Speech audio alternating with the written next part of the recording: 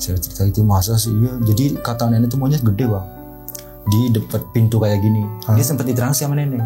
Oh gitu? Tapi si monyet diem. Nenek tuh ngomong, kamu kiriman dari siapa? Kiai tersebut tuh ngomong ke om saya, Mas, punya tangga nggak di sini? Tangga apaan? Ya buat naik.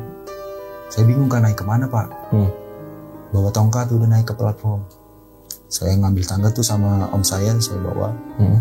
Saya pasang, saya naik bang. Itu di atas nenek saya tidur kan platform nih bang. Itu kayak bangkai anjing atau bangkai kucing gede banget bang, di kain moriin.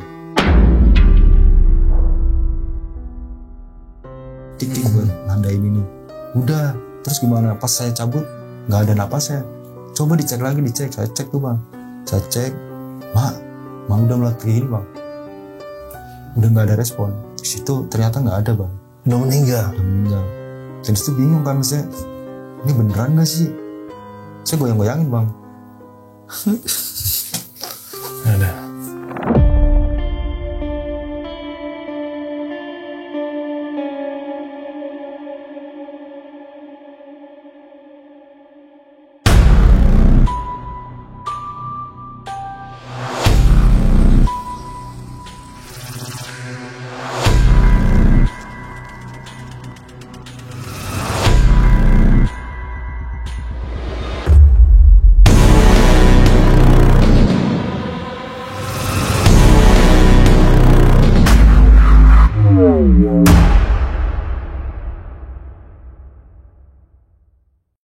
Assalamualaikum brother, ketemu lagi di channel Jelajah Malam. Seperti biasa, hari ini kita kedatangan seorang narasumber yang ingin menceritakan tentang pengalamannya. Narasumber ini ingin bercerita tentang, sebenarnya ini kisah sedih ya, karena ini melibatkan dari neneknya sendiri yang menjadi korban dari santet yang dilakukan oleh masih bagian anggota keluarga. Ini sangat tragis ya, kisah yang sangat tragis. Untuk itu langsung aja gue gunakan untuk narasumber menceritakan langsung ceritanya kepada Anda semua. Kang Angga, apa kabar? Baik Bang Arfi. Sehat? Sehat. Waduh. Lu gak pulang kampung jadi? Besok kayaknya. Besok kayaknya.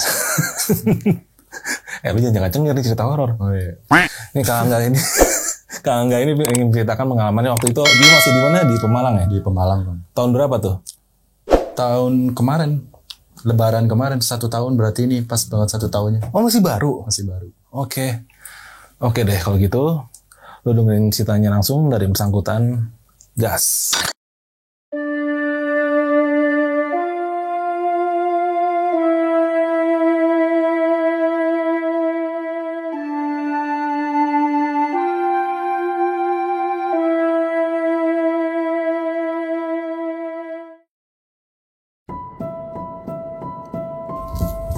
Jadi sebelum saya cerita tentang nenek saya ini, saya mau ngupas ini dulu Bang, apa namanya? Duren. Kedekatan saya sama nenek nih. Oh. Jadi nenek saya itu punya 2 anak nih. Oke. Semuanya perempuan. Yang satu itu wak saya nih. Kedua ibu saya. Dari wak saya ini punya anak 5 Bang.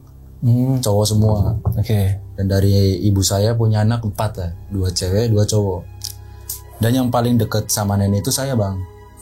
Cucu yang paling deket lah, karena dari kecil saya justru ikut nenek nih, bukan sama keluarga. Oh gitu. Ya, karena keluarga saya kan ya pas saya kecil masih misah-misah lah. Bapak di Bangka Belitung, ibu saya di Jakarta, dan saya dari kecil ya emang sama nenek. Nenek saya itu punya warung nasi juga tuh di deket Pemalang Utara, kan ada salah satu wisata gitu juga Bang, sama deket laut lah. Nenek saya ngebuka warung di situ. Ya setiap subuh itu ya 2:30, jam 3 subuh itu selalu Bang. Jadi jarak dari warung dia nih, warung nasi Bang, sama rumah nenek saya itu ya 500 meter mungkin ya. Pasti saya diajak tuh, digendong. Jadi kurang deket apa gitu loh kalau dari kecil saya sama nenek. Yeah. Dan buat kejadiannya sendiri itu terjadi itu sebenarnya antara berbalas dendam sih Bang. Di anak yang pertama dari gua saya samarinnya namanya Mas Danu lah ya. Mas Danu ini cucu pertama dari wak saya Bang. Oke. Apa namanya? Ya cucu pertama dari nenek saya nih, namanya Mas Danu. Dia itu ya tadinya nikah, karena kan wak saya juga orang mampu lah, setiap anak-anaknya dibeliin rumah gitu. Ya kehidupan biasa lah, normal kayak ya rumah tangga pada umumnya gitu loh. Namun semenjak wah saya meninggal, mulai nih anak-anaknya pada berantakan bang. Mulai dari anak pertama, anak kedua, anak ketiga, dan anak keempat. Kebetulan yang satu itu udah nggak ada sih dari DSD. Jadi kan sisa 4 doang nih. Setelah wah saya meninggal mulai berantakan nih, acak-acakan. Karena kan dari kecil udah kebiasaan hidup enak gitu bang. Jadi pas ditinggal sama wah saya ya, walaupun punya warung ya ikan bakar, cuma karena ya namanya anak orang punya kan, dulu minta apa aja dibeliin bang. Jadi pas ditinggal mulai pada goyah semua lah rumah tangganya. Dan di kisah ini saya cerita tentang rumah tangga dari Mas Danu nih bang. Mas Danu ini tadinya kan punya istri masih satu kampung nih sama saya. Ya saya nggak bisa sebut kampungnya lah ya. Kampung itu satu kampung sama istrinya nih bang. Biasa-biasa nikah dia tuh dari mungkin 2006 2007an ya dia nikah, punya anak 2 tuh ponakan saya kan. Itu pas suanya masih hidup kan, ya namanya anak orang kaya punya menantu kan, jadi seneng gitu bang. Sering diinin duit segala macem. Berubah itu setelah wah saya meninggal. Jadi ada konflik yang mengakibatkan keduanya harus berpisah nih bang. Oke. Karena masih satu kampung juga kan, walaupun berpisah. Kayak ego masing-masing aja sih bang sebenarnya. Sebenarnya masih saling cinta, cuma ya balik lagi ego masing-masing gitu loh. Di situ om saya sempat nalak tuh talak 3 gitu loh. Jadi kan kalau talak 3 berarti kita udah cerai, kalau mau rujuk lagi harus nikah dulu nih sama orang lain. Ntar baru cerai nikah lagi sama om saya nih bang. Setelah itu dicerai, ada berantem hebat, dicerai udah tuh. Awalnya nggak ada masalah, ya seperti biasa lah ya, cerai perceraian baik-baik nggak. Ternyata sih istrinya itu kayak naruh dendam bang. Dalam arti naruh dendam tuh, dia ini masih pengen sama om saya. Cuma karena mungkin udah ditalak 3 buat balikan lagi nggak bisa. Dia pakai cara bang, jadi kayak nikah sama orang lain nih. Ntar dia cerai buat balik sama om saya bang. Oh gitu. Di situ mulai setahun, 2 tahun nggak ada perkembangan kan. Om saya juga udah mulai menutup hati buat mantan istrinya nih. Mulai membuka hati buat perempuan lain gitu lah berkali-kali. Karena kan kebetulan setelah dia cerai nih, dia hidup sama saya sama nenek saya bang. Jadi saya dua-duanya cucu nih ikut nenek. Oh gitu. Di satu rumah gitu loh. Ya mungkin karena dia nggak ada yang ngurus kan, ya nenek yang ngurus. Entah itu kadang ngurus saya, kadang ngurus om saya gitu. Setelah gitu biasa-biasa aja, karena mungkin setahun 2 tahun nggak ada perkembangan, dan akhirnya si istrinya ini atau mantan istrinya tadi nih bang ngerasa om saya nggak ada perasaan lagi mungkin atau gimana ya, dan si istrinya ini masih cinta, pengen kayak nyakitin gitu bang. Oh mau bikin cemburu. Oke. Dan dibikin cemburunya itu nikah sama satu kampung lagi bang, bos ada. Sengaja. Jadi kayak udah nunggu lama kok si Om Danu ini nggak ada niat buat balikan gitu loh sama istrinya. Ya Om Danu juga ngerasa apa itu berantemin masalah apa saya nggak tahu ya bang. Mungkin karena udah sakit hati juga kan. Ya udah kamu udah sama yang lain ya udah gitu loh, jangan ganggu. Nikah sama satu kampung. Si ya sebut saja Mbak Ayu lah ini. Mbak Ayu nikah sama satu kampung, ya udah om saya juga ya udah dia punya kehidupan sendiri, saya juga bakal punya kehidupan sendiri. Duda itu selama 2 tahun tuh bang, om saya sering lah dibilangin sama nenek, oh anak-anaknya udah pada gede, mendingan nyari istri gitu biar ada yang ngerawat. Kebetulan ponakan saya kan yang nomor 2 itu masih SD tuh bang. Bahkan dari penceraian itu ya yang anak pertama nih dari om saya nih Mas Danu, itu sampai nggak mau ngelanjutin sekolah gitu bang, kayak mentalnya juga kena nih dua-duanya. Ini pada ikutnya ke om lu anak-anaknya? Ikutnya itu ke neneknya. Oh ke nenek ya? Nenek dari apa namanya Mbak Ayu ini, ibunya Mbak Ayu. Oh, jadi dia ikut keluarga perempuan gitu loh. Iya. Tapi ya namanya laki semua, dua-duanya kayak broken home gitu loh, patah hati, pada cerai orang tuanya di mana-mana kan. Jadi kayak malas sekolah gitulah intinya. Baru tuh ya udahlah, om saya masih sering ngasih jatah atau nafkain anak-anaknya kan. Singkat cerita si Mbak Ayu ini kan nikah nih bang, udah tuh di Jakarta kan. Ya kirain udah kelar, dalam arti kita udah nggak bisa diperbaikin lagi menurut om saya nih. Setelah kayak gitu udah nikah udah lama, akhirnya om saya ini mungkin kayak ngerasa sakit juga kali ya, karena posisinya dia juga secara terang-terangan mau balas dendam gitu loh, bikin om saya sakit hati. Om saya punya cara gila bang. Dibalas lagi mau belum? Bales. Posisinya dia nikahin, ngedeketin si awalnya tuh ngedeketin belum terbuka. Ngedeketin salah satu perempuan kebetulan ya masih di atas saya bang. Dia kakak kelas saya pas SD. Dia ngedeketin perempuan yang jarak dari rumah mantan istrinya itu cuma 4 rumah bang. Gile. Dia jadi kayak Niat banget ya. dia niat banget. Dari situ kan ya awalnya emang mungkin balas dendam, akhirnya diseriusin sih sampai sekarang udah nikah. Cuma kan dari penyebab ininya mulai bang. Om saya asal muasal penyebabnya ini dimulai dari om saya ngedeketin perempuan itu tadi. Ya sebut saja si Eli lah. Ngedeketin si Eli nih. Dan jaraknya itu 4 rumah dari mantan istrinya bang. Ngedeketin di situ. Ya kadang karena istrinya masih cinta bang, sering ngepoin lewat anaknya bang. Lewat ponakan-ponakan saya gitu, kayak bapak lagi deket siapa. Setiap deket sama perempuan itu gagal terus bang, nggak tahu. Om saya itu selalu gagal walaupun udah dibawa ke rumah nenek nih. Ntar gagal, entah penyebabnya apa. Sempet ditanyain juga katanya ada yang masih suka. Ya pikiran om saya emang mantan istrinya tuh masih cinta dan dia nikahin satu kampung buat bikin om saya cemburu doang gitu loh. Dan om saya kayak caranya salah, dia ngebalas dendamnya lebih parah gitu loh. Nikahin sama yang 4 nih kan, apa nih yang rumah 4 tadi kan, jarak rumah 4 itu dia tuh awalnya deket, belum kebuka loh. Setelah udah mulai rame akhirnya speak up nih om saya. Sempet lamaran tuh bang, lamaran juga lama bang. Lamaran dan kejadian nimpa nenek saya itu ketika udah mau ditentuin hari hanya bang, om saya mau nikah nih. Si mantan istrinya udah sakit hati kan. Sebelum nenek saya sakit, malamnya itu datang bang. Jadi posisi saya kan lagi keluar tuh main malam kan. Saya keluar, kata om saya itu habis isya. Nenek saya juga sempat cerita tuh sebelum dia sakit. Mantan istrinya datang sama suaminya ke rumah nenek saya bang. Apain? Nemuin om saya sama nenek. Jadi di pembicaraan itu pas nenek saya bilang ke saya tuh kayak itu loh mak, kan nyebut nenek saya tuh semua cucu itu mak. Gini loh mak, si Danu ini kayak gini kayak gitu. Dari dulu tuh udah suka sama si Eli. Itu penyebabnya dia selingkuh segala macam. Nenek saya cuma apa yang namanya, ya kamu udah punya suami, ya udah urus. Iya, urusannya apa sama dia? Nah kan? itu bang, karena masih cinta bang. Oke. Cintanya udah membabi buta gitu loh. Nenek saya nasihatin kayak gitu malah dimarahin bang. Jadi kayak sampean juga malah ngebelain si Danu.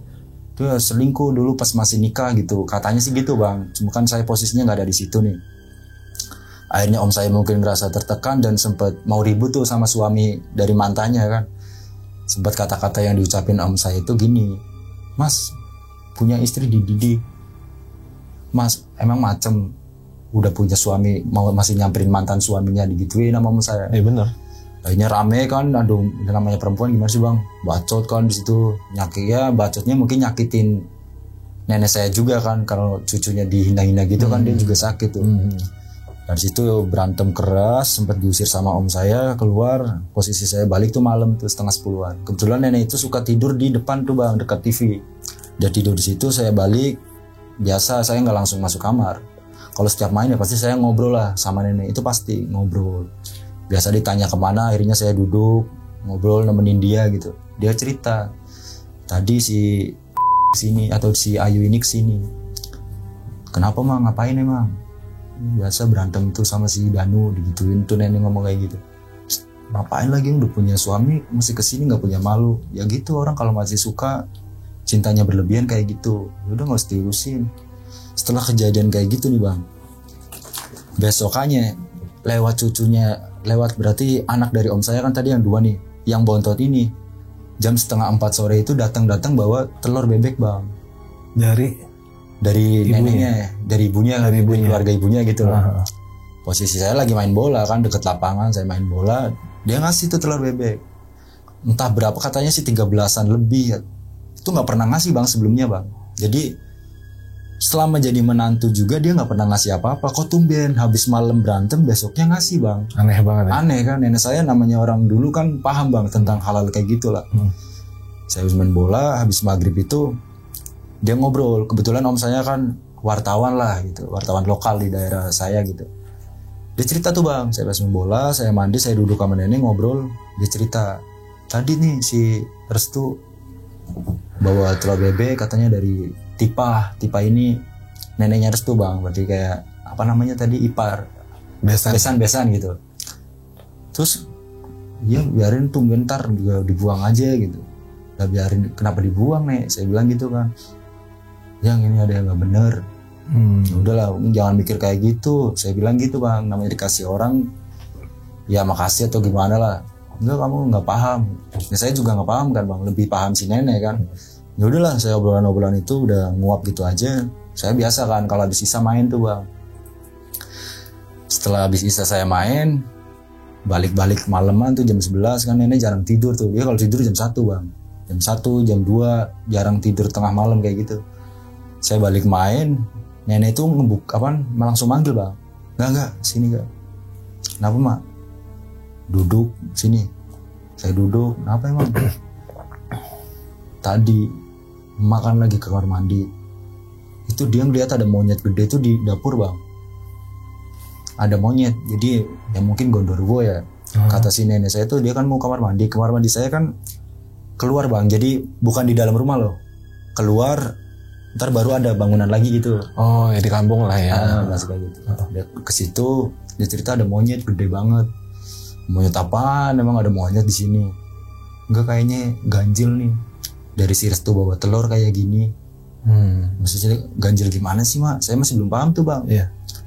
Iya kan tadi pas maghrib kamu di dalam kan nenek bawa ini nih telur, buang di belakang bang. Ternyata telurnya itu dibuang sama kantong-kantongnya gitu, kayak sambil ngucap lah, kalau ini perbuatannya nggak baik, buang aja sekalian ininya, bukan ngebuang makanannya gitu loh. Saya cerita itu, masa sih? Iya. Jadi kata nenek itu monyet gede bang, di dekat pintu kayak gini. Dia sempat ditransi sama nenek. Oh gitu. Tapi si monyet diem.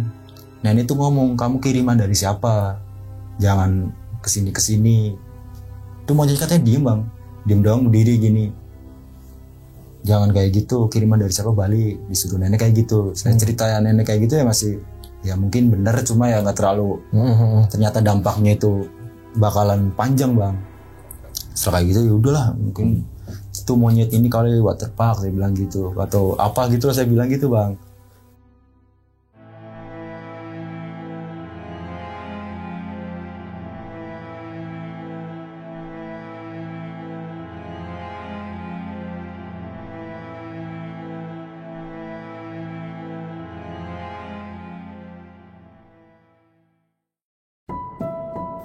Ya saya tidur, bangun jam 8 pagi, itu nenek nggak ada. Nenek nggak ada, dan om kan kalau berangkat 6:30 tuh kerja.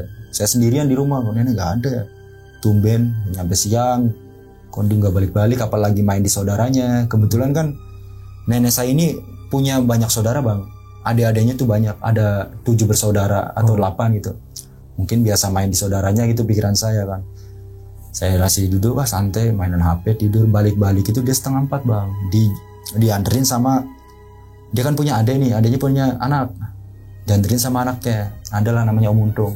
Dia nganterin, manggil saya juga kan, enggak nek, simbahnya meriang gitu, neneknya saya sakit bang. Saya kenapa? Udah duduk aja nek, udah kerok. Saya sempat ngerokin tuh bang. Saya dikerokin, biasanya dikerokin saya itu ya udah habis itu sembuh gitu loh. Sambil kerokin, dia sempat ngomong, iya bisa ngebantuin anaknya dari adiknya gitu loh. Lagi bikin apa, kalau kita 1 minggu mau lebaran apa namanya, ruahan apa gitu, lagi ngebantuin kayak gitu bang katanya bang. Lagian udah tua, bukannya di rumah aja ngapain sih, lagian saudaranya nggak pada mikir apa, masih nyuruh orang tua buat ngebantuin gitu loh bang. Kayak gini beriang kan kasihan.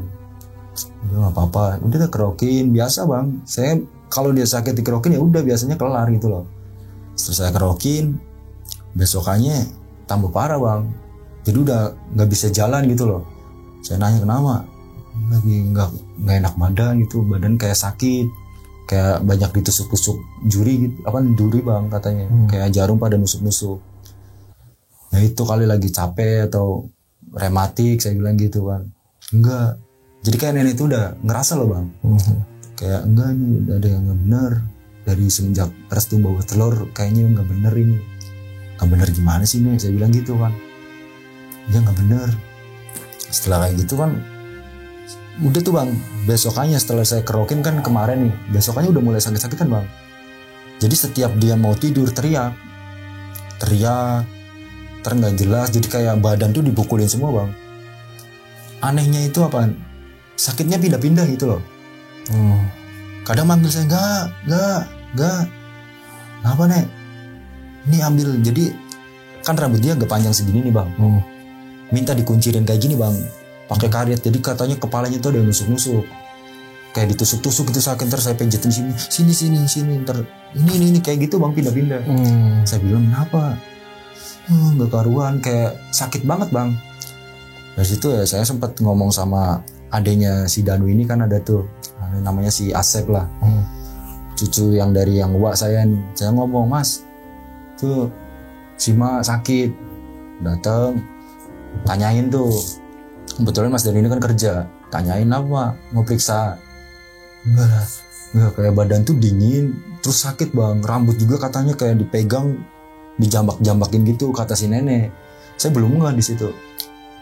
Udah paling biasa lah, namanya sakit orang tua ya kayak gini, kayak anak kecil. Pikiran saya pas itu kayak gitu bang, belum tahu penyebabnya nih nenek kenapa nih. Dari situ sehari itu jadi nggak bisa tidur bang. Mulai dari hari balik dari rumah adenya nih, itu dia nggak pernah bisa tidur. Setiap mau tidur kayak dadanya katanya sakit, ntar lehernya kayak diputer, dicekek, rambutnya juga kayak dijambak-jambak gitu bang. Cobalah, sampai dia ngomong sama saya itu mungkin gara-gara susuk atau gimana, kan namanya saya jualan nasi kayak gitu bang, sempet lah masang susuk lah, penglaris ya. Yeah. Dari situ ngomong lagi, mas kemarin sih mah saya ngomong sama yang nomor 2 nih si Asep, katanya masang susuk di sini. Dia udah pikirnya udah mau mati bang nenek. Dari kejadian kemarin itu dia langsung kayak shock gitu loh. Kalau mau mati aja lah, jangan dibikin kayak gini, sakit. Itu bang, omongannya kayak gitu terus. Jadi kayak dia tuh mendingan mati daripada harus ngerasain kayak gini. Itu nggak karuan banget bang. Hari pertama, hari keduanya saya ngomong sama nenek kan, Mak, emang pas dulu masang kayak gitu di mana? Ada tuh si ini tahu. Ada bang saudara saya yang satu lagi tuh. Saya ngomong tuh inisiatif ke Om Asep, Mas, nih katanya si Handi tahu pas nenek pernah ditunjukin ke orang bisa gitu loh bang, buat dagangannya laris gitu kan. Ternyata emang enggak, itu pudar sendiri. Kalau emang nggak jualan ya udah. Jadi itu bukan yang harus diambil lagi dong susuknya, enggak, ya pudar sendiri.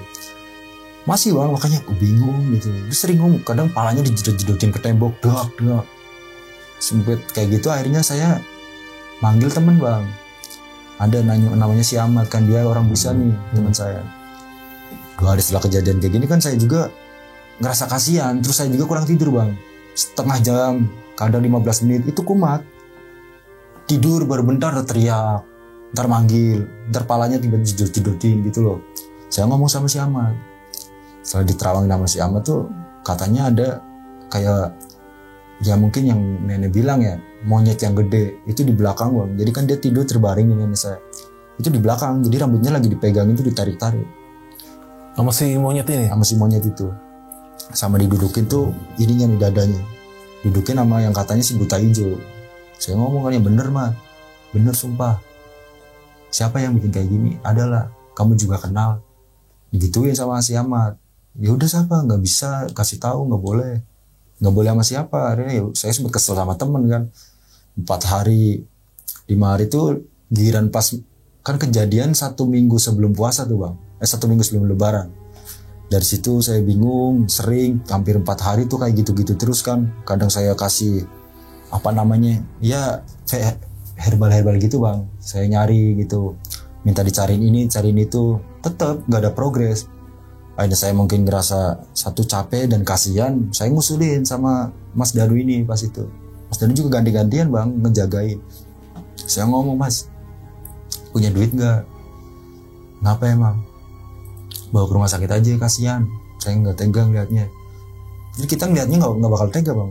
Beneran sakitnya tuh katanya kayak ditusuk-tusuk, kepala itu kayak ditarik-tarik gitu. Yaudah ya bawa, singkat cerita kita bawa nih bang ke rumah sakit bang. Saya bawa ke rumah sakit, Di sana ngurus administrasi tuh om saya si Danu, saya nungguin nenek di situ. Saya bingung kenapa sakit kayak gini. Saya nelpon ibu saya nih bang, yang di Bogor kan buat balik nih, nenek lagi sakit. Saya nelpon, "Mak, bisa balik nggak? Nih si Ma lagi sakit nih nenek." "Ya ntar balik." Jadi kita di rumah sakit sehari, besokannya ibu saya balik nih bang dari Bogor ke Malang. Di situ dia nggak bisa ngapa-ngapain bang, jadi dia nggak bisa tidur. Pas dicek sama dokter kan dia di rumah sakit selama 6 hari ya, karena mungkin pasien di sebelahnya risih, kita nggak enak gitu, nenek juga nggak enak, pura-pura udah sembuh tuh pas itu ngomong kayak gitu. Hari pertama itu biasa-biasa bang, kayak ya sakit inilah, dikasih suntikan apa segala macam masih tenang. Tapi ntar setengah jam kemudian lagi bang teriak. Jadi kalau bahasa Jawanya ya saya artiin bahasa Indonesia, ini. Jadi kayak ada sosok di ini belakang nenek saya, suruh ini diusirin aja, percuma kalau ke rumah sakit, nggak bakalan ini sembuh. Nenek ngomong kayak gitu bang. Ya kita masih cucu-cucunya ya, pas ibu saya belum datang ya sempet ngomong ya, namanya orang tua, penyakit orang tua kayak gini kali ya, udah kita ngikutin aja, udah biarin, biasa rewel kalau udah tua gitu. Nek abang saya sempet ngomong kayak gitu. Saya tungguin 2 hari itu tetap bang ngamuk sakit. Jadi setiap mau tidur bangun lagi sakit, kumat. Jadi sama sekali saya pas nunggu itu nggak tidur sama sekali bang. Kadang baru tidur bentar kumat. Ibu saya datang cerita lagi sama ibu saya, nenek saya. Pas kan sadar ntar sakit lagi. Jadi pas sadar itu dia cerita sama ibu saya, "Di, tolong tanyain ke ada salah satu orang bisa juga bang. Kan di saya banyak orang bisa lah, punya kepercayaannya masing-masing nih, di sini aja gitu. Tanyain sama ini, sama Kiai Ama tuh yang punya masjid di dekat SMP Islam gitu." "Enggak mak, udah mah emang penyakit tua kayak gitu." "Enggak, ini bukan penyakit biasa, bukan medis." Jadi nenek saya selalu kayak gitu bang, dan ibu saya matain, enggak emang orang udah tua. Ya tetap bang tiap hari, puncaknya di 4 hari itu kesurupan bang, pasien di pinggirnya teriak-teriak bang, nyamperin nenek saya, melotot, yang ngomong mau ngapain nggak bakalan. Jadi sebenarnya dari kiriman itu sendiri, pas kita ditanyain ke orang bisa nih bang, itu bukan ke nenek saya bang, ke Om Danu, ke Mas Danu. Oh, tujuannya bukan nenek lu. Oke. Karena kan ponakan saya ini nyuruh buat naruh telur kasihin bapaknya. Tapi yang terima nenek. Yang diterima nenek dibuang juga. Oke. Sempet aja pas interaksi itu rumah sakit chaos bang. Jadi sempat ditunjuk, kayak nantangin lah, kamu mau pakai dukun siapa segala nggak mempan. Udah di tangan saya kamu bakalan meninggal kayak gitu bang, kayak bakalan mati. Gak usah capek-capek nyari orang buat nyembuhin, gituin sama yang kesurupan. Dan juga sempat kesel kan, dia ibu-ibu tapi kenal juga enggak nih, kok bisa kayak gitu. Akhirnya udah tiap hari, jadi setiap mau tidur kumat lagi. Jadi gak boleh tidur bang nenek saya bang. Jadi bayangin aja nih, dari kejadian 10 hari di rumah sakit 1 minggu bang, dia gak tidur sama sekali bang. Akhirnya kesurupan, dokternya mulai mungkin risih atau gimana ya, sering teriak-teriak bang tiap malam kan, ganggu pasien yang lain mungkin ya. Akhirnya ibu saya sempat ngomong, "Udah mas, sembuh aja, nggak enak di sini." "Iyalah, saya nggak betah di sini juga, nggak enak sama yang lain." Kalau lagi sadar diajak ngobrol bisa bang. Setelah 1 minggu di rumah sakit, balik nih, masih sama, kumat lagi. Akhirnya dipanggilin orang bisa nih bang. Panggilin orang bisa buat diinin lagi, itu hampir 4 atau 5 kali bang. Beda-beda orang gitu yang pinter inilah, pinter itu.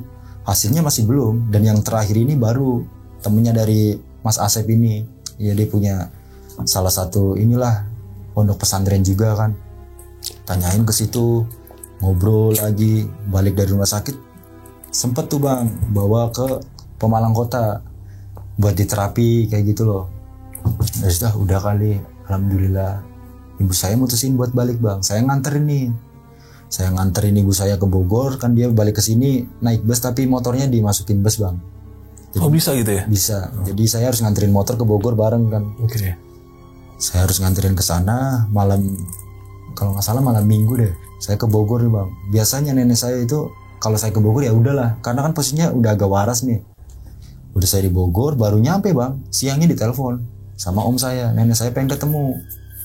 Kan secara logika nggak mau, maksudnya saya baru nyampe loh, subuh, sorenya suruh balik bang.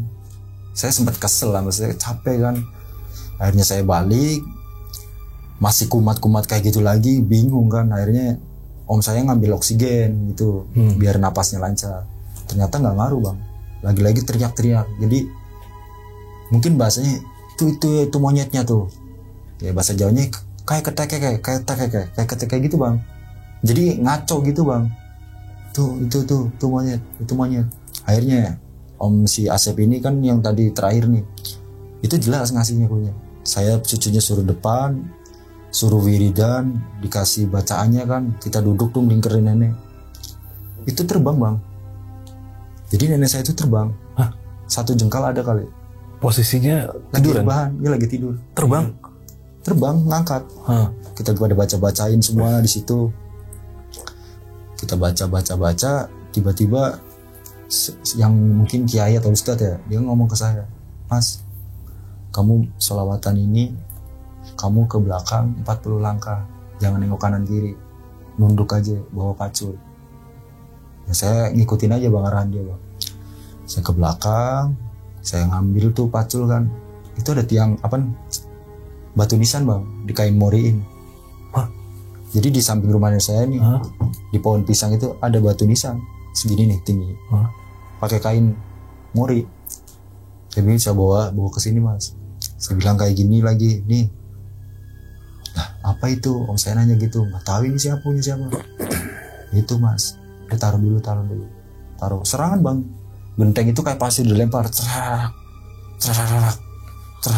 Jadi apa ya? Ya kita kayak ngeliat hujan aja kenceng gitu di atas asbes. Itu lagi cucunya itu lagi pada ngaji dia, ya terbang, turun lagi, terbang lagi. Ya percaya nggak percaya, saya nyaksiin di situ. Saya ngeliatin kayak gini sampai dalam hati kesel, siapa sih kayak gimana tega. Akhirnya om ini, kiai tersebut tuh ngomong ke om saya, Mas, punya tangga nggak di sini? Tangga apaan? Ya buat naik. Saya bingung kan naik kemana pak? Bawa tongkat udah naik ke platform. Saya ngambil tangga tuh sama om saya bawa. Saya pasang, saya naik bang. Itu di atas nenek saya tidur kan platform nih bang. Itu kayak bangkai anjing atau bangkai kucing gede banget bang, di kain moriin. Dan itu keadaannya berlendir, bau banget. Logikanya ini bangkai, saya merinding lagi.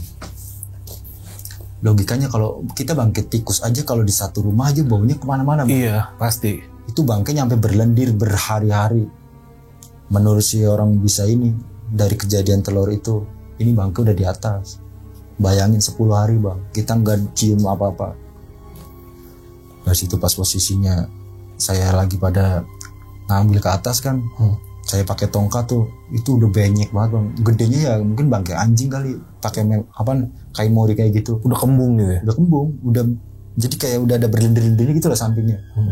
Saya bawa situ, saya pakai karung kan, masukin sama om. Itu udah netesnya bau banget. Ditanyain kan sama om, ya kamu di rumah terus emang gak bawa pak? Enggak. Lagian logika aja kalau ini bangkai baru mah pasti nggak terlalu ini kan. Ini udah berapa hari, kok nggak ada baunya gitu bang. Itu saya bawa ke laut kan, saya buang sama adalah baca-bacaannya. Dari sana ngobrol lagi, ngobrol. Ada bang gambaran, ternyata masih satu kerabat gitu loh. Ini masih satu kerabat. Gambaran dari kiai tersebut. Oh, oke. Jadi ini satu kerabat, ada orang yang sakit hati, niatnya bukan ke nenek, tapi ke salah satu anggota yang lain. Di situ saya langsung kesel kan, ini karena teman saya sempat ngomong kan. Saya di situ mulai mikir ya udah, setelah kejadian itu kirain udah bang, maksudnya bangkai kena, terus saya buang ke laut, udah kan clear. Harusnya nenek sembuh gitu. Iya, kirain saya nenek sembuh. Itu hari Selasanya om saya berangkat ya bang. Nenek saya kan harus pakai oksigen nih. Setelah disembuhin itu segala macem, ya masih lemes lah. Saya tanya, udah sadar gak? Udah alhamdulillah kan. Tiba-tiba pesen nenek, kamu tidur jangan di kamar, di sini aja samping nenek. Dan anehnya biasanya kan, ya ntar kalau ada apa-apa manggil aja. Enggak bang, saya tidur di samping. Itu kejadian 2:30 sore bang. Dia teriak Allah Akbar, teriak sambil kepalanya itu di jedot-jedotin lagi kayak di awal. Ceplak. Saya nanya kenapa? Saya pegang kayak gini bang, saya didorong bang. Jadi kayak tenaganya itu bukan nenek. Saya nyampe jatuh bang, coba mana ngapa? Saya sempat bingung kan. Saya nelpon om saya, Mas, ini nenek, balik dulu, balik. Saya balik di situ masih bingung cara ini gimana ini jedot bang. Saya pegang kayak gini udah nggak bisa. Jadi kayak udah berontak gitu. Dilempar lagi kan. Saya jatuh lagi, kepala diaduin ke tembok. Saya pasangin oksigennya buang bang. Karena kan oksigen ini katanya buat biar napasnya ada gitu loh. Saya pasang kayak gini bang. Jadi udah pure nggak sadar, kayak udah di alam bawah sadar dia. Udah saya tangkis, saya bingung, saya nelpon, saya bilang nama, saya deketin, saya sampai peluk tuh bang. Apa mah?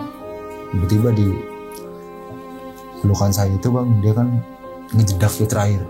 Saya ngejedak, saya pegangin, jadi kan harus ada oksigen masuk gitu bang. Saya pasang bang, jadi yang kayak gini apa namanya, yang buat nutup mulut gitu bang, oksigen.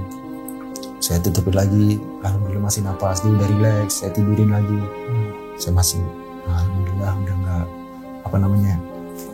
udah nggak sakit lagi nih. Saya mikir gitu tuh bang, tapi kok pikir-pikir kok kayak nggak napas bener, tapi matanya kayak gini bang. Jadi dia nggak tidur, matanya udah kosong ke atas. Cuma saya belum paham. Saya liatin gini, mak saya goyang-goyangin, tapi masih napas. Itu beberapa menit saya nggak sadar bang.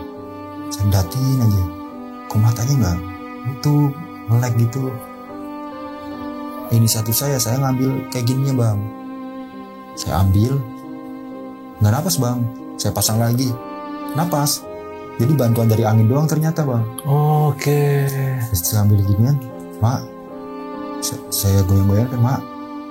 Saya sempet nelpon bang. Di keadaan saya ngambil inian, saya nelpon om saya. Mas, udah nyampe mana? Bentar lagi nyampe. Ini cara pakai oksigennya gimana? Kamu lihat tuh yang kayak titik-titik itu, pasangin aja kalau stabil.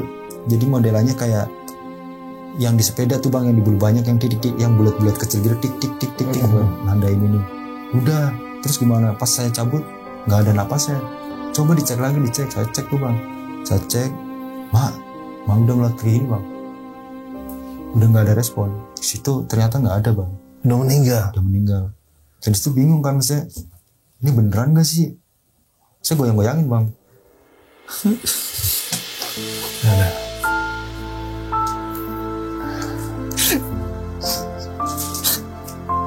Tahan lu, santai dulu.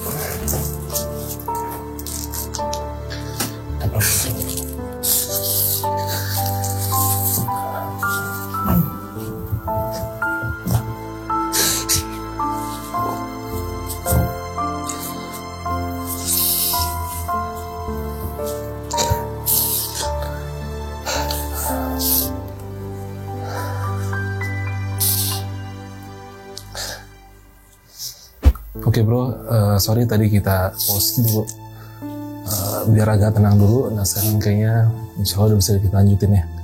Oke bro ya. Jadi pas saya cek gitu bang, udah nggak ada tuh bang. 2:30 sore, saya masih ingat banget. 2:30 sore, saya bingung kan. Saya sempat ke depan buat nyari kayak bantuan. Ini coba dong dicekin lagi. Saya sempat nangis di situ. Saya baru panggil tuh, kebetulan ada ponakan saya juga di situ kan. Saya nyuruh buat ke yang lain gitu loh, om saya yang lain gitu, cucu-cucunya dia gitu. Sudah datang di situ ya, pada nangis sih bang. Udah saya ke belakang, gak ada lah itu mantunya dari om saya tuh, om Heru. Dan di situ saya ke depan tuh bang, duduk di situ. Pas Mas Danu balik, ngeliat nenek gak ada, dia juga nangis bang, kayak nangis kenceng gitulah.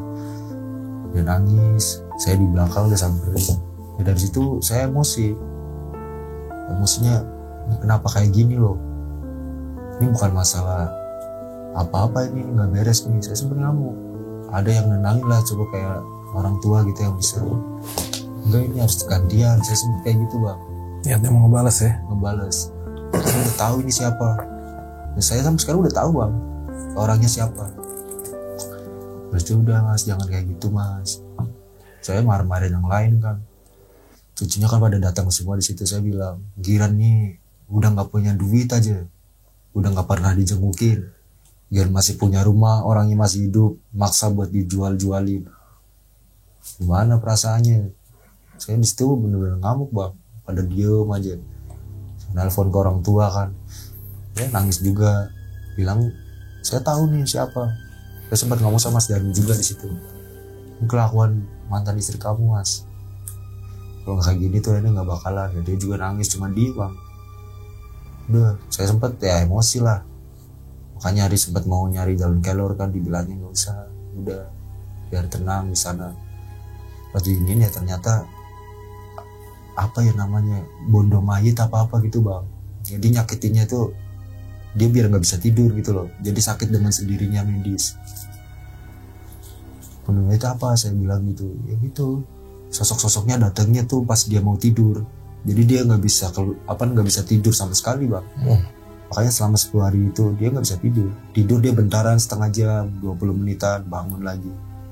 Baru setelah hari itu juga sore kita makamin kan bang. Saya makamin.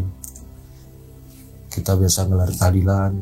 Habis gelar tahlilan itu kan kita anak cowok semua bang, nggak ada yang perempuan. Jadi apa-apa kan yang cowok-cowok gitu. Dari pertama tahlilan tuh bang, saya lagi biasalah namanya saya cucu paling muda kan, saya suruh inilah ini segala macam sambil dibatin tuh ya bener ya kalau nenek nggak ada ya kayak gini nih berantakan kayak nggak ada yang ngurus. Saya sempat mikir kayak gitu bang sambil nangis bang, saya nyuci piring. Bahkan sampai detik ini pun saya nggak percaya kalau nenek saya nggak ada. Dan ya dibilang dendam. Bahkan sekarang saya masih dendam banget siapa orangnya. Saya sambil nangis, saya nyuci mangkok tuh piring. Itu nenek saya tuh samping saya bang, berdiri bang. Itu bukan mata kasar ya. Udah ngeliatin saya begini aja sambil nangis bang. Oh hadir sini. Hadir di hari pertama. Okay. Saya tahu nenek itu nenek saya. Terus saya udah kayak nggak tahu lah harus ngomong apa, harus mikir gimana. Saya lanjutin, saya ngobrol lagi. Saya ngomong sama om, udah bang, talilin terus. Banyak sih bang yang pada diimpein sama nenek kayak udah nggak usah. Bahkan di satu ketika pas saya nyampe 40 hari nih bang di Pemalang, akhirnya kan saya berangkat ke Bogor. Di mimpi itu nenek itu jalan-jalan ke pabrik saya nih bang. Itu ngesot bang, dengan keadaan ngesot di dalam mimpi saya. Itu lagi ngesot bang, jadi sambil nangis ngesot tuh di pagar tuh kayak gini. Tapi di dalam mimpi saya ngomong, ya udah mak, saya ngomong sama ibu saya kan. Terus malam mimpi nenek, mimpi gimana? Ya itu datang itu bang. Selama itu saya sering banget dimimpiin. Setelah kejadian saya dimimpin itu, ibu saya juga sama dan beberapa kali. Cuma ngomongin secara visual sosoknya itu ya saya lihat cuma sekali doang yang pas lagi nyuci mangkok bang. Baru setelah itu diinin juga sama Om Untung. Ya masih di hari-hari mau ke 40 saya masih kayak dendam ya, caranya gimana nih biar gantian. Cuma kayak ada bisikan tuh nggak usah. Terus kadang saya nggak tahu halusinasi atau gimana ya bang. Setiap saya tidur tuh kayak dipanggil. Nggak, itu selalu bang. Itu bahkan setiap hari. Kebiasaan nenek saya kan kalau saya tidur bangun siang itu pasti dibangunin. Entah itu jam 9 pasti dibangunin manggil. Nggak. Ya saya nggak sadar ya. Saya duduk di depan. Terus setelah 7 hari kesananya kan udah sepi tuh bang. Om saya udah jarang balik lagi ke rumah. Jadi saya sendirian. Kadang ponakan suka ke situ. Saya masih duduk bang. Kebiasaan saya pasti ngebuka lemari ngeliat lauk. Ntar gak ada nenek. Gak ada yang masak. Iya kayak gitu bang. Berasa banget ya. Yes, itu selama 40 hari saya kayak gitu terus. Padahal udah sadar nenek itu gak ada. Cuma ntar lagi kayak kepikiran, suka ngebuka pintunya. Dia masih napas enggak? Itu setiap malam bang, setiap balik saya ngebuka lepas sebelum nenek meninggal ya. Itu pasti saya mastiin masih ada napasnya enggak. Kadang dia tidur di TV saya ngeliat masih napas enggak ya. Terus saya baru masuk bang kalau udah mastiin. Ya ini banget sih bang, karena kan dari kecil saya ikut nenek bang. Apapun itu ya mungkin saya punya orang tua ya. Cuma saya lebih dekat ke nenek bang. dan cucu yang dia bilang, sampai dalam arti dia rela dimusuhin sama anakku yang pertama tua saya demi belain saya doang. Kayak saya mau sekolah karena orang tua nggak ada, itu kayak yatim piatu bang. Dia rela kayak ngejual ininya, antingnya buat saya masuk sekolah. Makanya berasa banget sampai sekarang. Ya kadang ya saya ngirimin doa lah ke dia, cuma bingungnya sampai sekarang ya kayak saya masih nggak percaya gitu loh bang. Oke, tapi semenjak itu si ipar ini, yang perempuan ini nggak pernah ketemu lagi, nggak pernah ada kabarnya lagi. Nggak ada bang. Jadi semenjak pertama dia datang sama suami barunya itu bang, sama sekali dari situ itu nggak pernah, dari tahlilan atau ini nggak pernah datang. Nggak pernah datang. Nggak pernah. Udah aneh ya kelihatannya. Kalau orangnya wajar sih pasti datang dong ya. Iya. Ya, kita nggak mungkin takdir ya namanya mau. Cuma kan balik lagi prosesnya gitu, kok gitu banget. Ya dari pandangan orang yang bisa, terus teman saya ngomong sebenarnya itu emang bukan ke nenek. Itu karena sakit hati dan kesalahan itu juga. Ya saya juga nggak membenarkan ya sakit hati dibalas sakit hati. Cuma kan yang lebih gilalanya lagi tetangganya bang, kayak dinikahinnya sampai sekarang sih nikah. Cuma kan prosesnya dan akibatnya fatal gitu loh. Iya. Oke bro, itu ya, ini sebuah kisah tragis juga, dibilang sedih ya, tapi ya terjadi gitu, bahwa memang ya kita nggak mau jadi menimbulkan fitnah ya, tapi ini yang jelas memang ada hal aneh yang menyebabkan nenek bisa meninggal. Sampai yang paling nyatanya sih ya itu, yang di atas ini ada bangke yang itu ditutup kain kafan gitu ya. Iya. Itu kan nggak mungkin perbuatan ada anjing naik tiba-tiba mati. Kalau ibaratnya cuma bangkai doang mungkin bisa terjadi lah, tapi ini ditutup kain kafan artinya memang ada seseorang yang melakukan itu dan menaruh itu di atas atap ya kan. Tapi itu caranya gimana coba? Nah, itu kita mau ditaruh di atas juga nggak mungkin bang, karena kita plafonnya itu benar-benar satu kotak doang gitu loh. Di itu doang, dan nggak ada pintu mana-mana kecuali dari bawah gitu. Kalau kita dari atas nggak bisa. Kita kalau mau masuk ke dalam itu dari kotakan kayak gini, kita pakai tangga gitu loh. Dan ponakan saya itu yang anak pertama dari Om Danu ini sempet ngeliat, katanya sih ada kembang api merah sama biru itu di atas genteng kayak kejar-kejaran gitu. Gitu. Nilainya di situ. Posisi dia lagi nongkrong itu kan, dia nongkrong nggak terlalu jauh, dia ngeliat di atas. Tuh cahaya itu masuk ke dalam. Itu menurut ponakan saya. Iya ya, artinya di sini memang gaib itu ada ya, dan ya terlepas itu yang namanya udah takdir dari Allah, tapi ya penyebabnya ya mungkin bisa hal macam-macam ya kan. Tapi ya udah bener sih ya, intinya ya ikhlas aja bro ya. Gak usah maksudnya ya kalau dibalas ya lu nggak ada bedanya sama dia kan gitu. Yang emang dibilang gue jadi lu juga yang gitu pasti dendam banget lah. Nggak mungkin nggak dendam, gila, apalagi yang kayak orang tua lah yang rawat dari kecil kan. Makanya saya jujur lebih dekat ke nenek bang daripada keluarga sendiri. Makanya mungkin kalau ya pengennya sih enggak, daripada kehilangan keluarga atau kehilangan nenek, saya mendingin kehilangan keluarga daripada kehilangan nenek. Iya. Kalau bisa dipilih, balik lagi kan nggak takdir. Betul. Kok bisa ngambilnya yang ngeguncang mental juga, stres. Sebenarnya kayak gitu bang, saya masih nggak terima kan. Berarti masih ya udah tahu nih berarti udah dikubur, udah lama juga, tapi sampai sekarang pikiran saya masih dia ada. Masih belum ada rasa, belum rela ya. Iya. Ya itulah bro, itulah pentingnya ikhlas. Dan kadang-kadang kita juga kadang-kadang tipu daya setan itu kan gokil juga. Kadang-kadang ya terlepas kita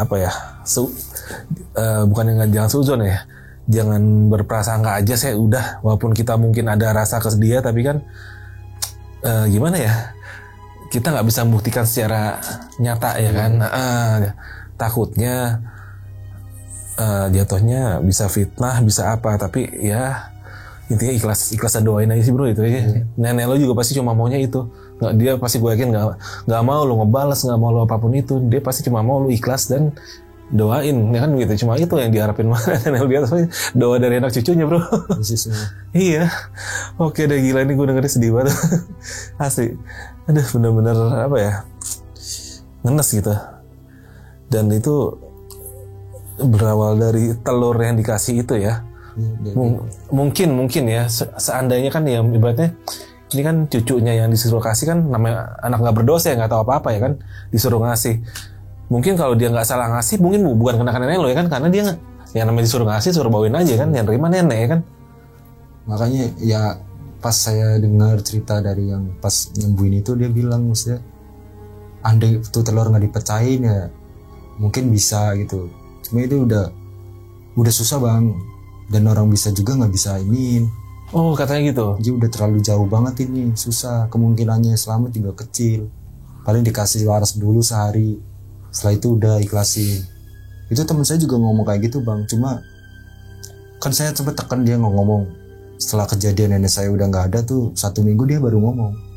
Sebenarnya dia udah tahu bahwa ini nenek susah, udah nggak bisa ditolong, susah banget. Entah itu sukmanya udah dia apa gimana saya nggak tahu ya bang, tapi dia mau ngomong sama saya malu, takut gitu, nggak enak. Iya, tapi bener ya berarti di daerah-daerah kayak ibaratnya di pelosok-pelosok itu yang melakukan ritual ilmu-ilmu hitam itu memang bener ada ya. Banyak sih kalau di daerah saya, banyak banget hal yang masih pakai gituan. Iya, dan hal-hal seperti itu semakin diyakinin memang akan semakin jadi sugesti dan akan menjadi nyata gitu. Ya makanya kita sama hal begitu sih ya, kita memang percaya hal itu ada, tapi bukan dia artinya kita juga jadi apa-apa menyangkutkan ke dia gitu. Tapi aneh juga sih nih dengan si bangkai di atas plafon gitu yang sudah itu sih memang nyata perbuatan orang ya kan.